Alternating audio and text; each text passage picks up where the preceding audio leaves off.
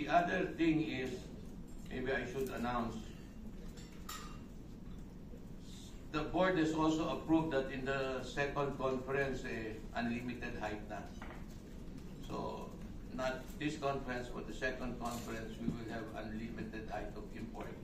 And hopefully, through the negotiations of our commissioner and our vice chairman, Al Francis, we're almost there. I think I can say 90% that we will have a guest team. No? So, ano? Hong Kong Eastern. They are a very competitive team, and I'm told baka stronger pa than the previous team. No? So we are also preparing our teams to be able to compete. So yun. So we have a guest, and I think the journey of the 50th anniversary begins today on the 49th, and planning has been very with our partners in media.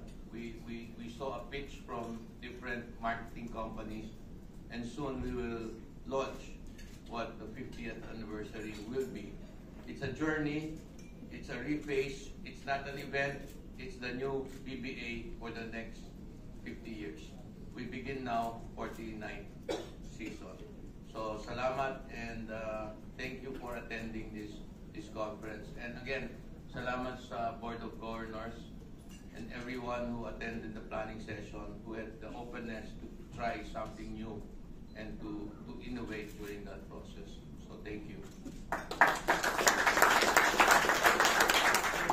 Maraming salamat po, Chairman Ricky Vargas. At this point, una po nagpapasalamat kami sa Arena Plus na patuloy na sinusuportahan tayo, sa Board of Governors na kung hindi din dahil sa kanila, hindi ko din matatagos itong 49th season. Malaking inputs ng mga governors sa akin. Kaya nagpapasalamat ako sa kanila, sa PBA staff, lalo sa inyo sa mga media na lagi kong kasama. Ang problema ko ngayon, from Tuesday to Sunday, araw-araw kong kayo kasama. So parang masakit sa mata pero wala akong magagawa. Katulad sinabi ni Chairman, nandyan yung guest team natin, tapos may bagong rules, mga bagong innovation ng PBA. Katulad ng sinabi ng dating vice natin, si Vice Bobby Rosales, ang PBA ay dynamic. Doon ko nakuha yung term na yun. Kay Commissioner Willie at saka kay Chairman Ricky. Good afternoon, Commissioner, and good afternoon, board members. Good afternoon. Commissioner, 6 days a week yung schedule nyo ngayon, no? And I know ginagawa niya for Gilas, but you think it's also a perfect time na considering na maganda yung ratings nyo sa viewership at saka tawag dito, sa ratings na last season? Sa akin, yun nga, dahil sa Gilas, pero kung titingnan mo sa akin, nandun yung sawa factor, na mananawa, araw-araw basketball. Sana, hindi manawa yung mga fans, pero yun nga, ginagawa namin to para sa bayan. Sakripisyo ng PBA, lagi naman nagsasakripisyo ng PBA, pero hindi naman kami umaangal para tulungan ang Gilas. may second question, no? Kay Mr. Vargas. Suddenly may gusto niyang sabihin ako eh. No, if you notice, hindi ba yung last conference, yung ending conference, hindi natin alam kung sino maglalaban hanggang huli sa finals, hindi ba? So, it also gives you an indication that the competition is getting stronger, no? And up to the end, what place was Meralco after the elimination, no? So, and then he never was there, and other teams were there. They went through the elimination process.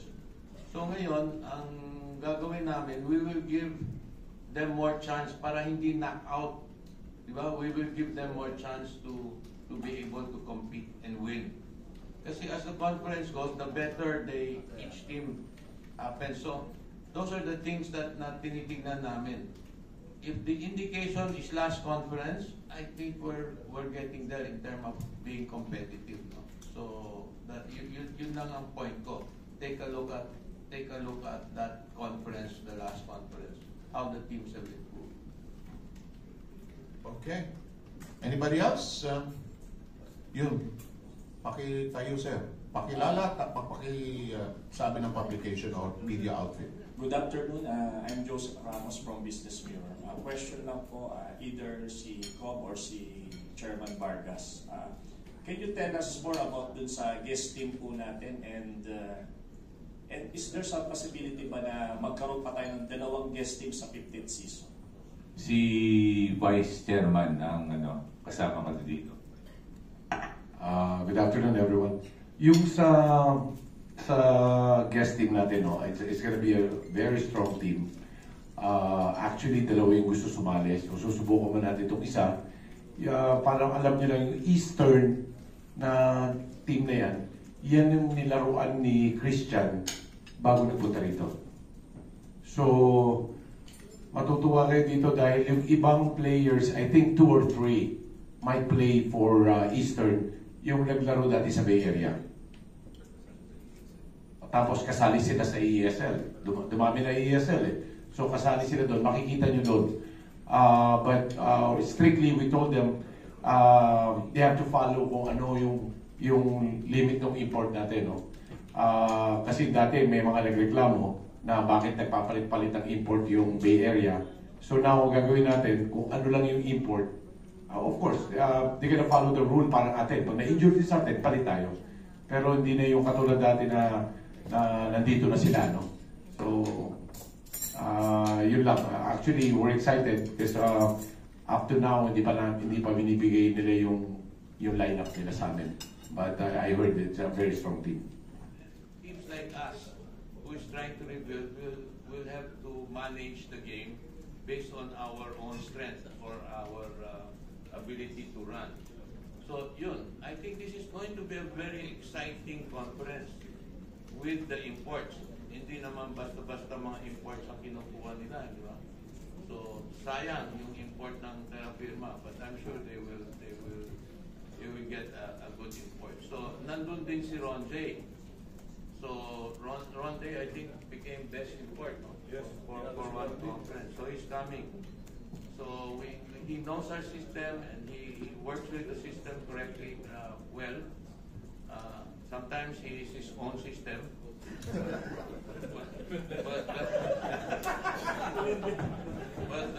Nangingiti yung mga writers sa pagbuwangan niyan ka eh. Maganda yung reaction nila pag nag-a-adlib ka sir eh. You become your own system kasi meron kang go-to guy, di ba? Yun ang sinasabi ko. Si Chairman yan, hindi ako ha. So yun. Napaka-exciting itong 49th season. Especially now, you will see those changes, yung sinabi ni Eric. Minimal as you think it is, no? But you will see the changes. Pero makakita ka lang tumitira behind the board. Sino bang gumagawa nung dati? Diba? So, tumitira sa behind the board. That's amazing. And you will see a faster, more Filipino type of game in being played. So, I think everybody has a chance because of the format. Hindi lang naman yung who is the best in your group. May crisscrossing pa yun eh. So then you have the final ranking. So, mangyayari yan. We're hoping that it will be an excellent tournament. And yung question mo, sino mananalo or who is the favorite? This time, I think everybody has a chance. Thank you. If I may add na lang kay Chairman, let's all give the innovations, the changes a chance. Siyempre, you can tease everyone there. Diba? Like the 4-point play, it's a line. If you don't want to take it, then don't take it lang. Diba? But again, sabi nga ni Chairman, we opened up the playing court for that to even lessen the advantages of big men. Now, if you follow also the player movements the past several weeks and the drafts, teams improve. No, like some may say na may negative comments, but like what Chairman said, Pringle and Stan Heidegger are MVPs, championship caliber players. They're with Terra Firma. Hindi na nagka-ACL lang yung import, so they just have to adjust. So I guess it's a matter now of adjustment to the new rules, to the innovations introduced by the PBA, and teamwork of the players within their league. Diba? So I think that would matter most. Like for us, I mean, modesty aside, who expected will reach the semis? For the first 3 games, we were leading by twin digits. Only to falter in the last 2 minutes. Kasi veteran team yung nakalaban eh. But it gave us the experience. Hopefully, when we reach the same situation, we'll do better. But again, all the teams have become stronger, have improved, and let's get ready for a new PBA this 49th season. Thank you.